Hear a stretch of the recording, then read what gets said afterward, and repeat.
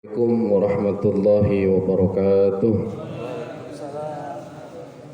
Alhamdulillahi rabbil alamin wa bihi nasta'inu ala umuri dunya waddin wassalatu wassalamu ala asrafil anbiya'i wal mursalin wa ala alihi wa sahbihi wa sallim ajma'in.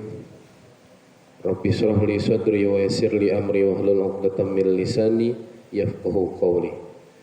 Hadratul mukarramin wal muhtaramin, para alim ulama yang kami hormati, Ketua Dewan Kemakmuran Masjid Al-Fitrah Kiai Haji Sam'ul, mata'anallahu bituli hayati, mudah-mudahan beliau sehat dalam ketaatan kepada Allah Subhanahu wa ta'ala. Kemudian penasehat Dewan Kemakmuran Masjid Jami Al-Fitrah Kiai Haji Asrari, doa yang sama untuk beliau, mudah-mudahan Allah sehatkan, afiatkan dalam taat kepadanya. Juga bapak-bapak hadirin, hadirat, juga Ustadz Jaswanto dan teman-teman yang hadir pada kesempatan malam hari ini, juga pemirsa Om Firman Channel dan Al-Fitrah Channel dimanapun berada. Mari kita awali pengajian kita dengan Ummul Quran Suratul Fatihah, agar pengajian ini senantiasa di dalam naungan ridho daripada Allah Subhanahu wa ta'ala. Biridhoillah wa li syafaati Rasulillah biniyatin salihah. Al-Fatihah. A'udzu billahi minasy syaithanir rajim. Bismillahirrahmanirrahim. Alhamdulillahi rabbil alamin. Arrahmanir rahim. Maliki yaumiddin. Iyyaka na'budu wa iyyaka nasta'in. Ihdinas siratal mustaqim. Siratal ladzina an'amta 'alaihim ghairil maghdubi 'alaihim waladdallin. Amin. Lebih dari 2 pekan ya Pak, kita libur itu. Ada keperluan yang memang ya harus, makanya nggak hadir saya. Mohon maaf sebelumnya. Bismillahirrahmanirrahim. Terus kita berdoa juga, nih lagi musim pancaroba ini, banyak yang sakit. Ya mudah-mudahan dengan Fatihah ini kita doakan orang tua kita, guru-guru kita, anak-anak kita, tetangga Masjid Al-Fitrah yang sedang sakit, mudah-mudahan dengan ziyadah Fatihah ini Allah angkat penyakitnya, Allah sembuhkan sebagaimana sedia kala. Biridhoillah wa li syafaati Rasulillah binati syifa wassalamu. Al-Fatihah. A'udzu billahi minasy syaithanir rajim. Bismillahirrahmanirrahim. Alhamdulillahi rabbil alamin. Arrahmanir rahim. Maliki yaumiddin. Iyyaka na'budu wa iyyaka nasta'in. Ihdinas siratal mustaqim. Siratal ladzina an'amta 'alaihim ghairil maghdubi 'alaihim waladdallin. Amin. Ya Rabbi bil Mustafa balligh maqasidana waghfir lana ma madha ya wasi'al karami. Ya Rabbi bil Mustafa balligh maqasidana waghfir lana ma madha ya wasi'al karami. Maulaya salli wa sallim daiman abada ala habibika khairil khalqi kullihim. Huwal habibul ladzi turja syafa'atuhu likulli hawlin minal ahwali muqtahami. Ya Rabbi bil Mustafa balligh maqasidana waghfir lana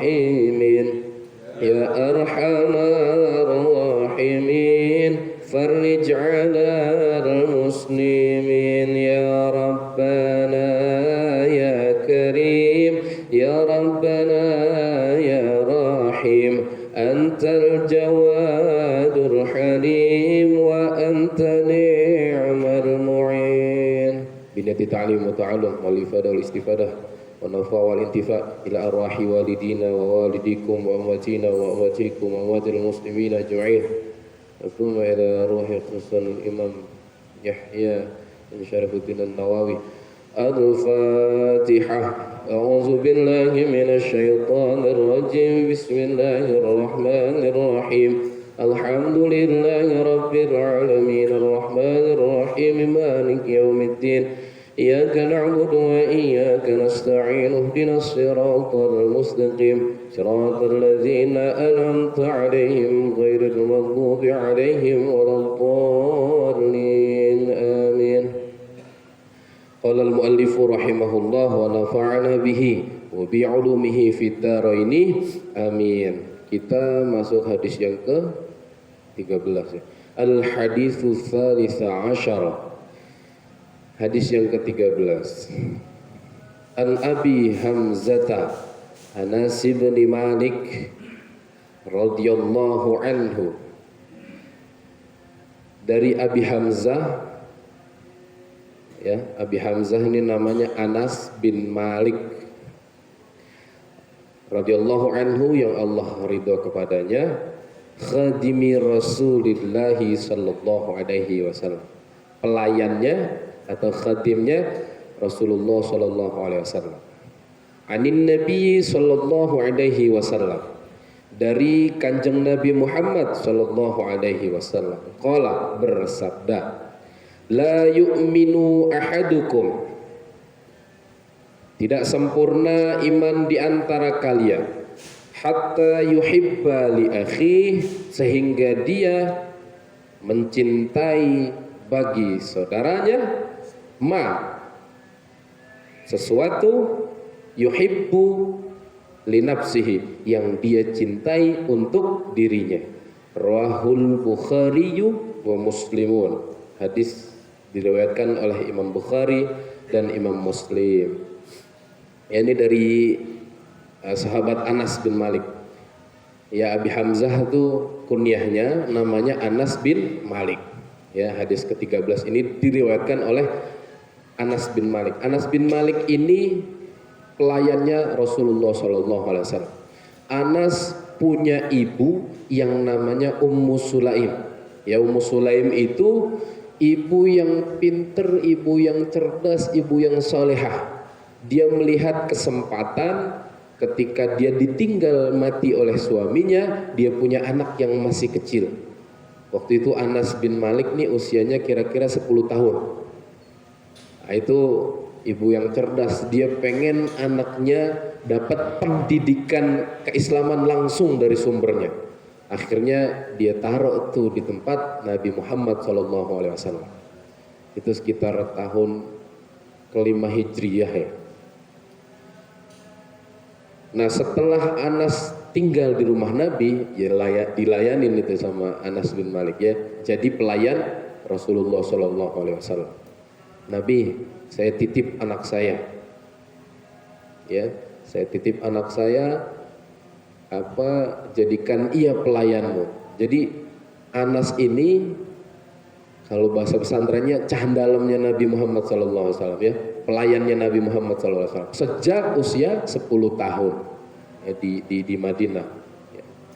Nah, makanya ini dari sini bisa kita ambil pelajaran Pak, bahwa kadang kita orang tua tuh tidak bisa secara langsung mendidik anak karena keterbatasan ilmu yang kita punya, misalnya begitu. Nah, makanya kemudian kita pesantrenin anak-anak kita, karena di pesantren itu 24 jam itu ngaji, 24 jam itu belajar, walaupun lagi main sama teman-temannya. Nah, pesantren tuh, makanya di pesantrenin anak-anak agar dia mengerti tentang agamanya. Karena ketika anak pesantren Jadi apapun dia nanti, ya jadi dokter, jadi tentara, jadi polisi, jadi apapun dia masih punya pondasi keislaman yang kuat. Jadi sudah mengakar dahulu tuh akidahnya, akhlaknya, kemudian fikihnya itu sudah mengakar terlebih dahulu. Jadi ketika dia besar, jadi apapun dia tetap berakhlak, punya integritas, dan keimanannya itu yang menjaga dirinya daripada kesalahan ketika dia besar. Nah, Anas ini karena pelayannya Nabi Muhammad SAW, nah dia meriwayatkan hadis yang bunyinya la yu'minu ahadukum, ya tidak beriman seseorang di antara kalian hatta yuhibba, sehingga dia mencintai li akhihi, bagi saudaranya, sesuatu atau barang yuhibbu li nafsi, yang dia cintai untuk dirinya. Kadang hadis ini disalahartikan sama ya sebagian kita ustadz gitu ya. Kadang hadis ini diartiin begini, tidak sempurna iman di antara kalian sampai kalian mencintai saudara kalian seperti kalian mencintai diri kalian sendiri. Kayaknya benar. Kayaknya benar ya. Kalau memang begitu, redaksinya nggak begini. La yu'minu ahadukum hatta yuhibba akhahu kama yuhibba nafsahu. Nah, kalau artinya tadi begitu tuh, redaksinya begitu ya. Jadi seakan-akan benar padahal salah. Di sini ada ya. Jadi tidak beriman di antara kalian sampai atau sehingga kalian mencintai sesuatu untuk saudara kalian seperti kalian mencintai sesuatu untuk diri kalian. Maksudnya begini, kita senang saudara kita senang punya mobil baru gitu ya. Nah tentu kita senang juga ketika saudara kita punya mobil baru. Kita senang saudara kita punya warung ya. Kita senang diri kita punya warung, kemudian warung kita rame, senang nggak Pak? Senang ya. Nah begitupun begitupun ketika kita melihat saudara kita, tetangga kita, ketika dia buka warung terus warungnya rame, harusnya kita senang. Contoh lagi, ketika kita nih di Hajar Aswad, depan Hajar Aswad, kalau semua orang muslim itu sama pemikirannya seperti ini, ketika dia suka mencium Hajar Aswad, tentu dia juga suka ketika ada saudaranya mencium Hajar Aswad. Kalau sudah memahami hadis ini, itu tentu di Hajar Aswad tuh nggak desek-desekan begitu Pak. Ya, kita mau nyium Hajar Aswad, kita senang nyium Hajar Aswad. Begitupun ketika saudara kita nyium Hajar Aswad, senang nggak? Harusnya senang. Kalau berdasarkan hadis ini. Kayak tadi tuh buka warung, kita buka warung kelontong, pengen warungnya rame, pengen warungnya laris. Tetangga kita buka warung kelontong juga. Kalau kita mau ngikutin ajarannya Nabi, kita seneng warung kita laris, kita juga seneng ketika warung tetangga kita laris. Tapi yang praktek yang terjadi sekarang kan enggak begitu. Ya, kita warungnya rame, pengen warung tetangga kita sepi. Kalau perlu main dukun tuh, waduh, jangan sampai begitu ya. Jangan sampai begitu. Nah, kalau berdasarkan hadis ini begitu. Jadi nah ini kalau dikembangin terus panjang ini. Nah berarti begini, mafhum mukhalafahnya adalah ketika kita tidak suka, ini jangan-jangan kita kurang beriman ya, ketika kita tidak ikut bahagia ketika melihat saudara kita bahagia. Jangan-jangan kita kurang beriman ketika kita tidak merasa sedih melihat saudara kita sedih. Jangan-jangan begitu Pak ya. Nah hadis ini itu pernah jadi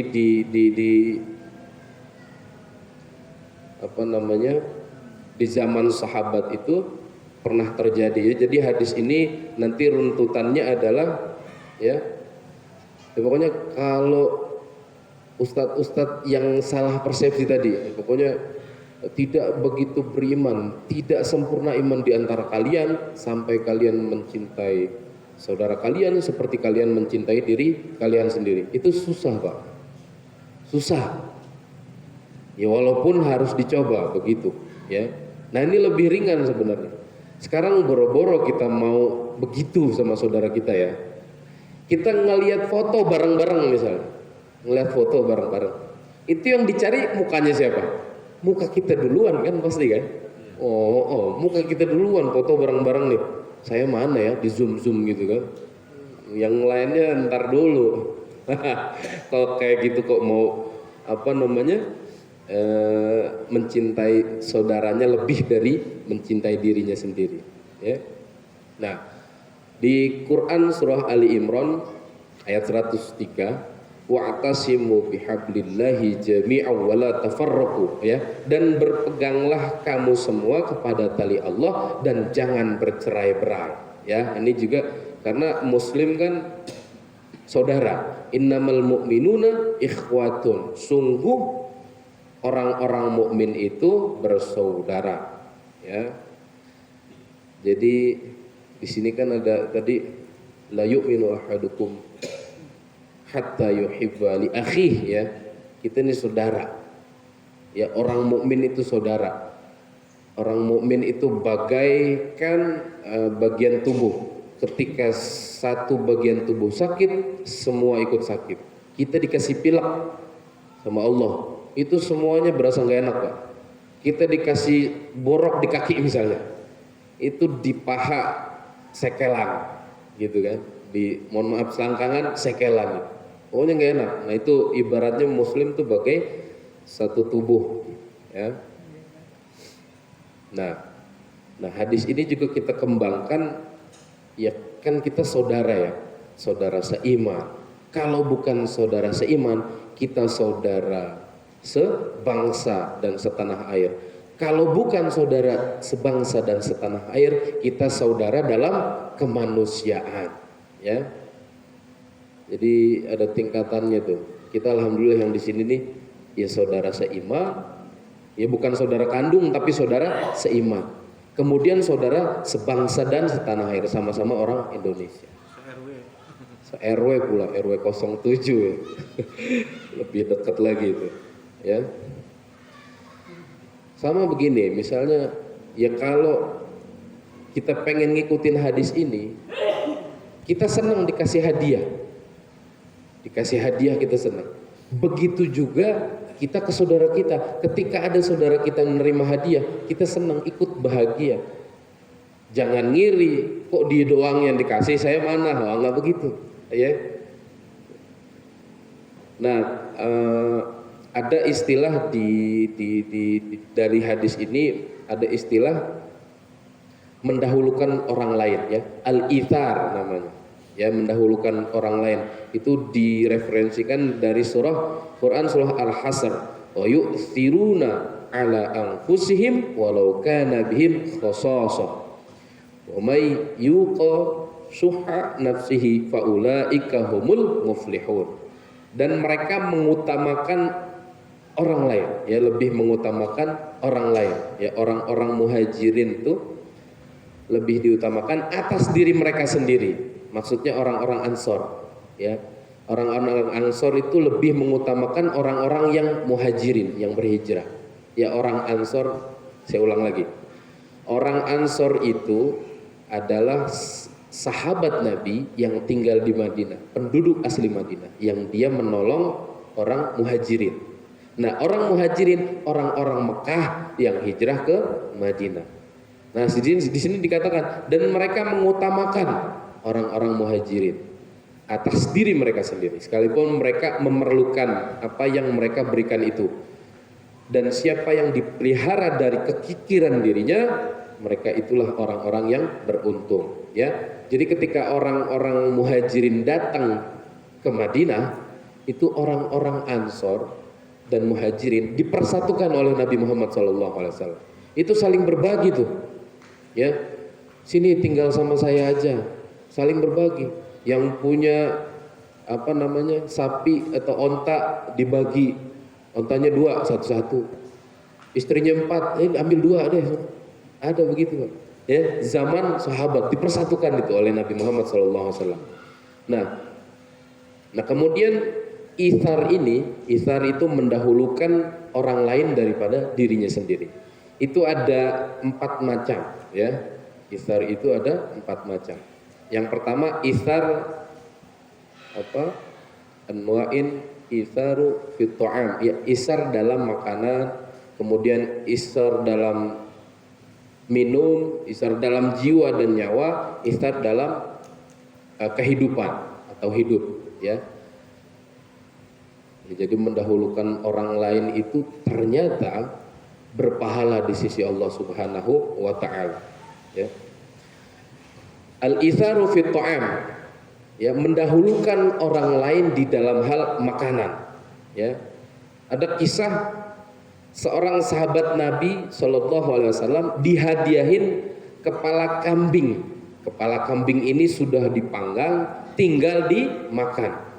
Kemudian dia berkata, wahai saudaraku, udah kasih si fulan aja, dia lebih butuh makanan ini ketimbang saya. Nah, berarti dia mendahulukan si fulan. Diantarlah ke si fulan. Fulan ini udah yang lain aja dulu, dia masih butuh. Akhirnya itu kepala kambing panggang muter sampai 7 rumah dan balik lagi ke ini orang, ya, karena begitu, udah duluan dia aja, dia dulu, gitu kan. Nggak berebut, Pak. Kalau kita kan hari ini rebutan. Udah nih, udah kesini udah buat gua aja, gitu kan. Nah, tapi ini mendahulukan orang lain, ya. Al-itsaru fit ta'am.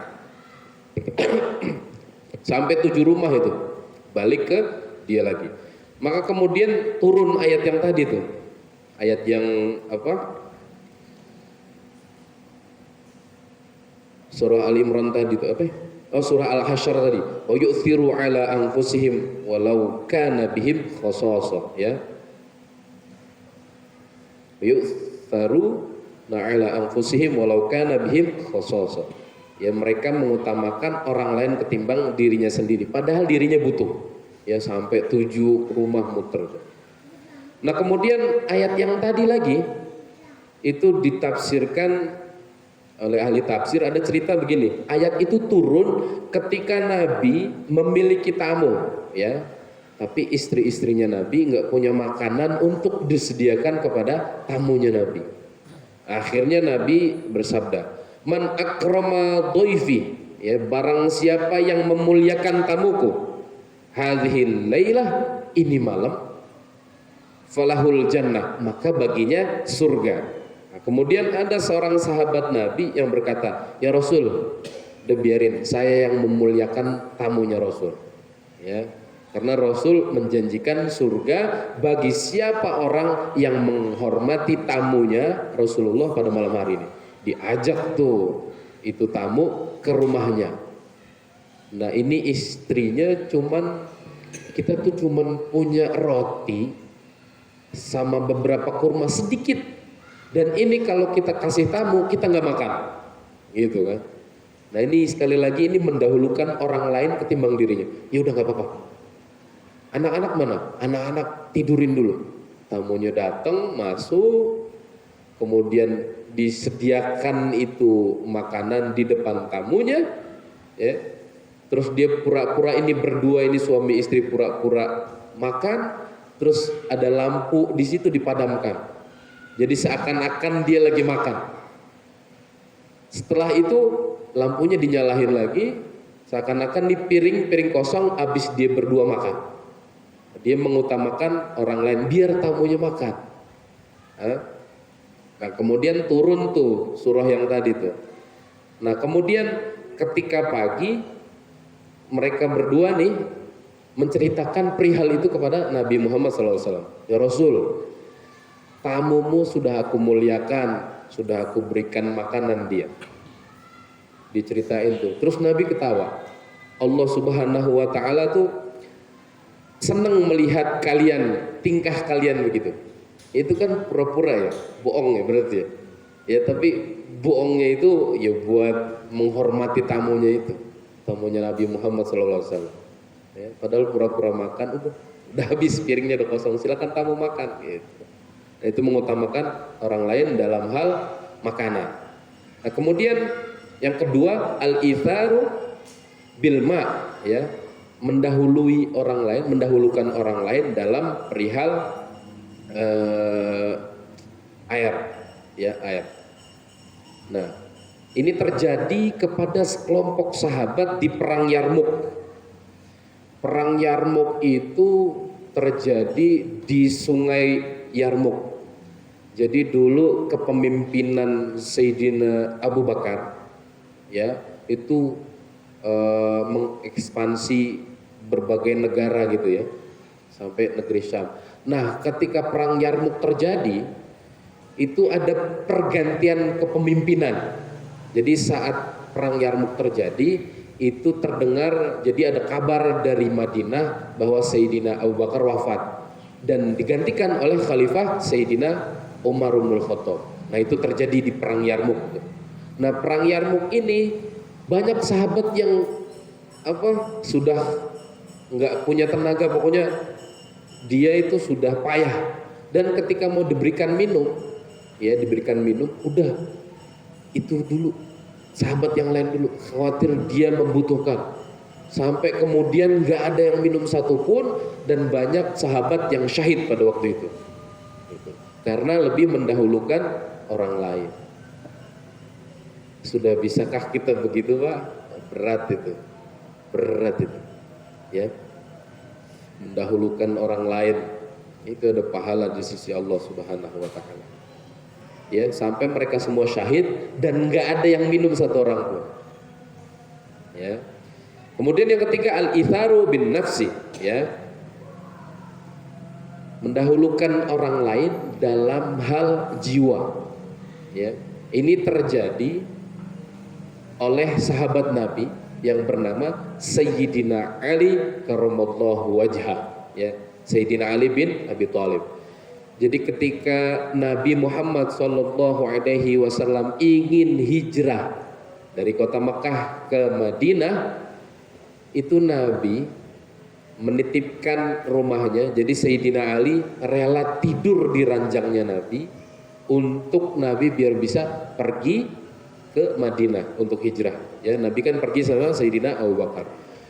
Itu padahal rumahnya Nabi sudah dikepung gitu oleh algojo dari orang kafir Quraisy. Jadi tiap kabilah itu ngirim satu jagoannya untuk ngebunuh Nabi besar Muhammad SAW. Ya, dikelilingin tuh rumahnya Nabi, dikepung.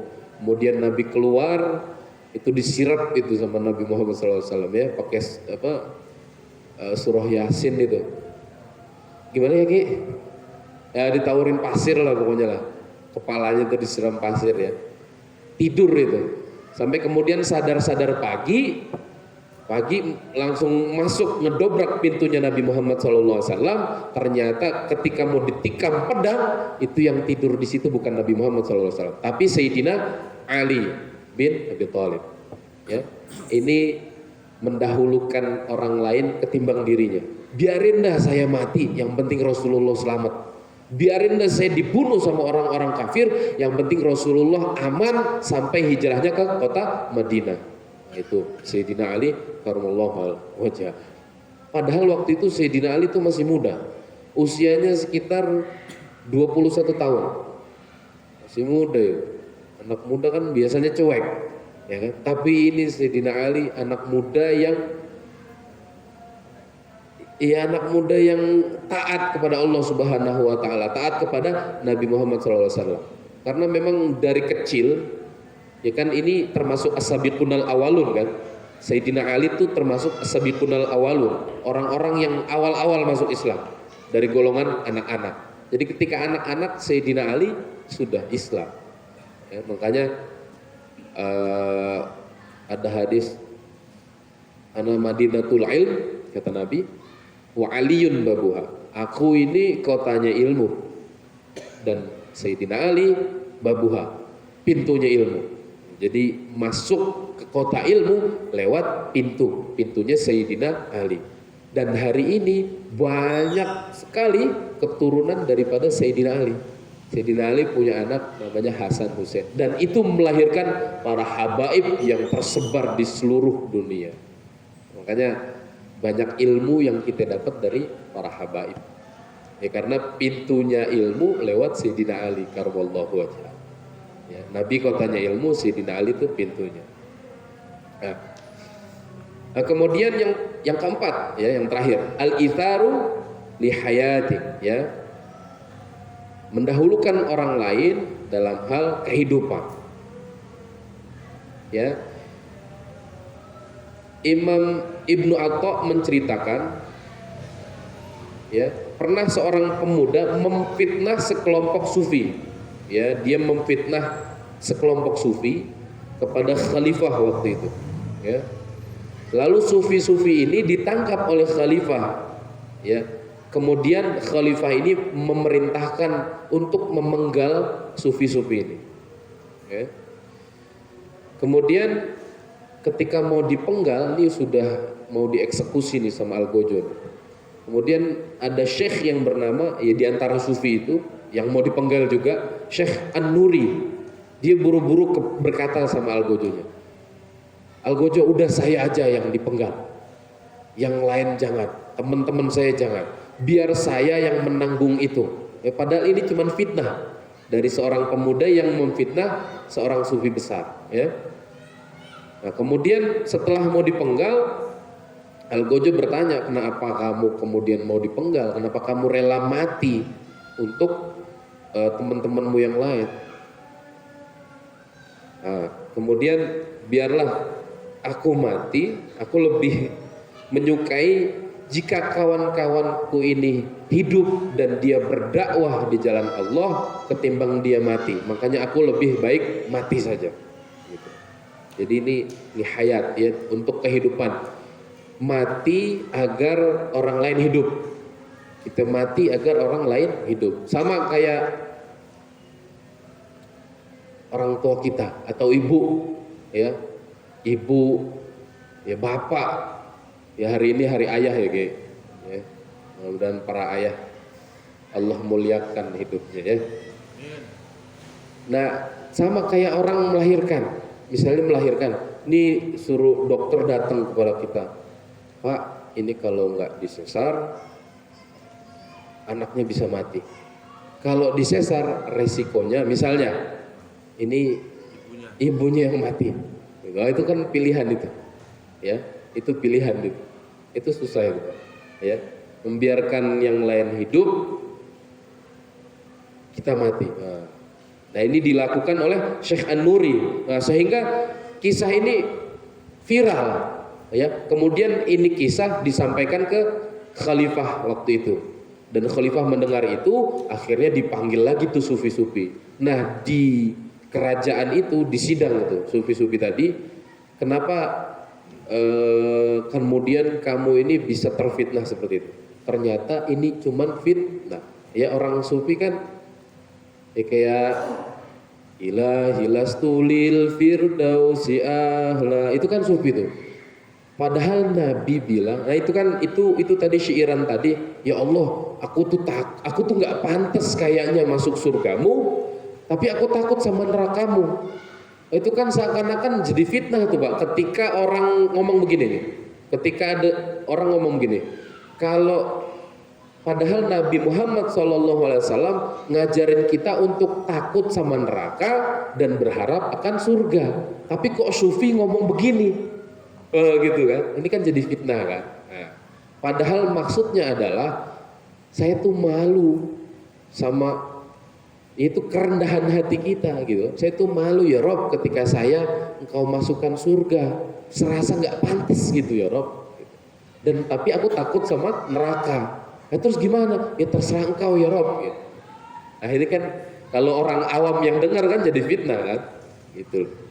Nah, konfirmasi sama khalifah dan kemudian cerita ini sufi-sufi, oh ini ajaran yang baik, ini ajaran yang benar.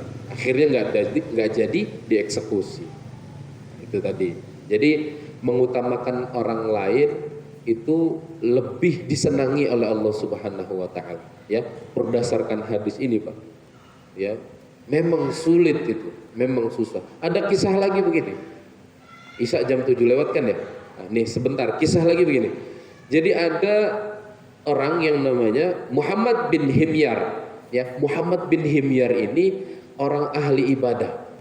Ya, orang ahli ilmu, ahli ibadah. Suatu hari dia lewat sebuah hutan, dia ketemu sama ular. Dia ketemu sama ular, ularnya itu ngomong. Nah, Muhammad bin Himyar ini bisa ngomong juga sama ular. Ya, ini mukjizat para wali. Kata ular ini, ya Muhammad bin Himyar, tolong saya. Kalau engkau tidak menolong saya akan diburu oleh pemburu ular. Gimana cara saya nolong? Diambil itu ular, dimasukin ke dalam jubahnya. Jangan masukkan saya ke dalam jubahmu, masukkan saya ke dalam mulutmu. Nanti kau menggigit aku, kata Muhammad bin Himyar. Nanti engkau mencelakaiku, katanya. Aku janji, kata ular gitu. Aku janji, aku tidak akan mencelakaimu. Akhirnya ditelan tuh ular, masuklah ke dalam perut Muhammad bin Himyar. Nah, setelah masuk, aman kan itu ular di dalam perut kan ya, nggak mati itu di dalam perut, hidup dalam perut. Nah baru tuh pemburu ular datang. Kemudian ditanya itu, Muhammad bin Himyar, kamu melihat ular nggak di sekitar sini? Tidak, gitu kan, nggak ngelihat. Udah pergi. Akhirnya ular ini selamat daripada pemburu ular. Ya.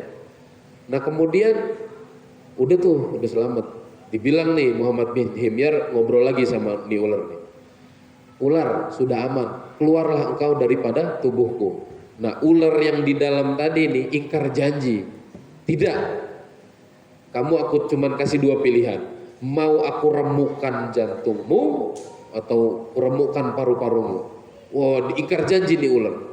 Akhirnya ketika dia ingkar janji, ya Muhammad bin Himyar ini berdoa kepada Allah Subhanahu wa taala. Ya Rob, tolong hambamu. Hanya engkau yang bisa menolong hamba.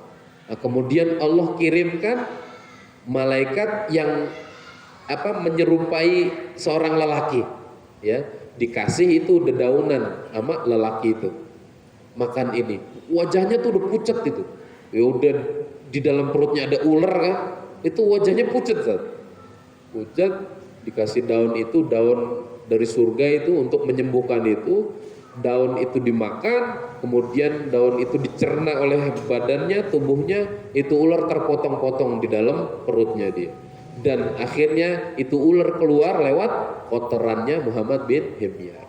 Jadi Allah melihat itu, ya, ketika dia rela berkorban untuk walaupun binatang, kan berkorban untuk binatang itu. Tapi ini ingkar janji ularnya, karena permusuhan kita manusia dengan ular ya sejak zaman Nabi Adam. Dulu kan Nabi Adam digoda sama iblis yang nyamar jadi ular. Nah, jadi permusuhan kita udah, ular juga tahu dia musuhan sama kita. Ya, terpotong-potong itu ular, keluar lewat kotorannya Muhammad bin Himyar. Nah itu Pak, makanya hikmahnya adalah ya ketika kita mau berkorban untuk orang lain, yaitu pahala di sisi Allah Subhanahu wa taala. Ya, berbuat baik sajalah. Nanti yang membalas itu Allah. Jangan perbuatan baik ini kita sandarkan bukan kepada selain Allah. Itu yang salah. Kita berbuat baik, pengen orang itu baik. Kita memberikan nafkah anak kita misalnya, ya, atau istri kita, pengen dia baik, pengen dia soleh anak kita. Kemudian setelah dia besar, dia nggak soleh, dia nggak baik, terus kita ungkit tuh, nyesel bapak nyekolahin kamu, kalau tahu begini ngelawan. Wah, itu kan kebaikan kita selama dia hidup itu gugur Pak. Ya, udah berbuat baik saja, nanti yang membalas Allah Subhanahu wa taala. Minjemin orang misalnya, orang ngutang sama kita, nih saya kasih, kan hutang budi itu berarti dia sama kita. Atau kita nolongin orang itu hutang budi kan sama kita. Nah ketika dia hutang budi terus dia lupa sama kita, ada bahasa kita begini, dasar kacang lupa kulit, oh gitu, ngungkit kebaikan kita yang kita berikan kepada dia, itu yang salah. Ya, udah berbuat baik ya karena memang Allah perintahkan berbuat baik. Allah dan Rasulnya memerintahkan berbuat baik kepada siapapun, bukan hanya kepada Muslim saja. Bahkan kepada binatang berbuat baik ada pahalanya. Ya. Kita tahu kan cerita seekor anjing yang diberikan minum, berbuat baik itu. Yang ngasih minum PSK, yang dikasih minum seekor anjing. Di sana ada keridhaan Allah Subhanahu wa taala. Akhirnya dia diberikan pertaubatan dan mengerjakan amalan-amalan surga dan dia mati dalam keadaan husnul khotimah. Wallahu a'lam bis-shawab. Mudah-mudahan ada manfaatnya. Ada pertanyaan mungkin?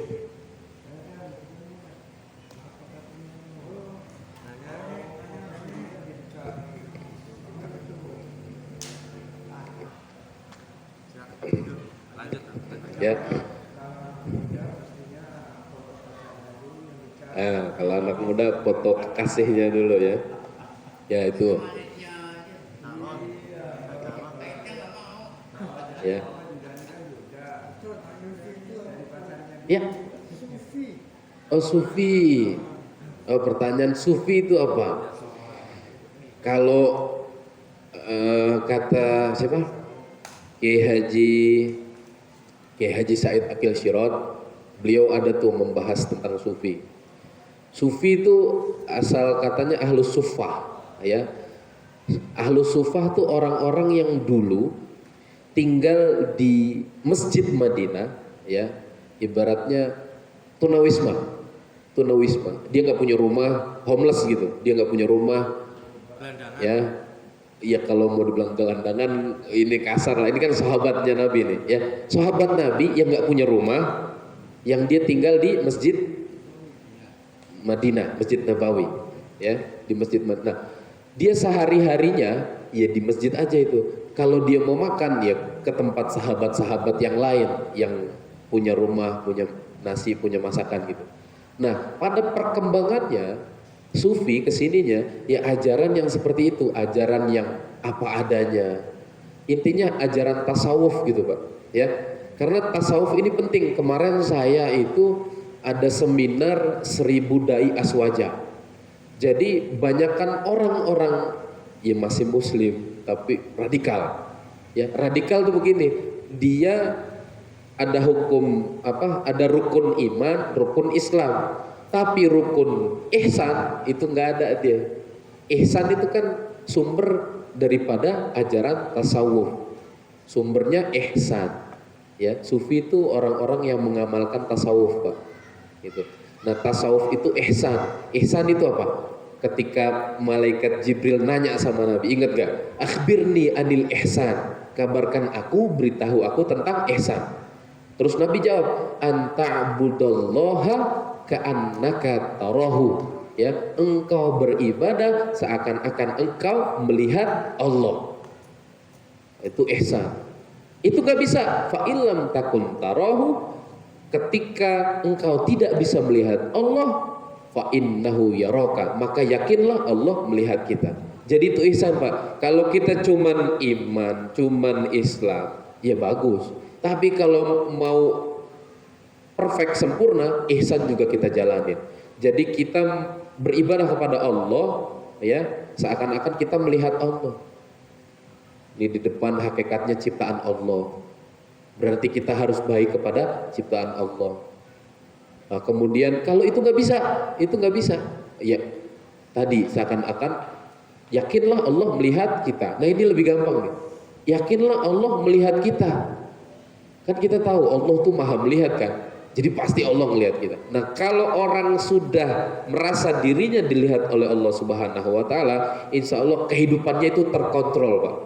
Ya, mau melakukan kemaksiatan, oh ya Allah melihat. Mau bohongin orang, mau nipu orang, Allah melihat. Mau tanda tangan cek palsu, misalnya kan banyak pejabat nih ya, oh ya Allah melihat. Nih mau nerima sogokan, mau nerima suap, jangan Allah melihat. Nah kalau sudah merasa diawasi oleh Allah Subhanahu Wa Taala atau kehidupan kita merasa melihat Allah, itu ihsan ya. Sufi itu menjalankan itu Pak ya. Mudah-mudahan ada manfaatnya ya. Cukup ya Pak ya, mudah-mudahan ada manfaatnya. Mari sama-sama Kita akhiri dengan doa kafaratul majlis. Bismillahirrahmanirrahim. Subhanakallahumma wa bihamdika asyhadu an la ilaha illa anta astaghfiruka wa atubu ilaih. Rabbighfirli wa liwalidayya warhamhuma kama rabbayani shaghira. Mohon maaf kalau ada kesalahan dan kekurangan, yang sempurna dari Allah Subhanahu wa taala, yang kurang milik saya. Maka kita akhiri dengan wabillahi taufiq wal hidayah. Wassalamualaikum warahmatullahi wabarakatuh.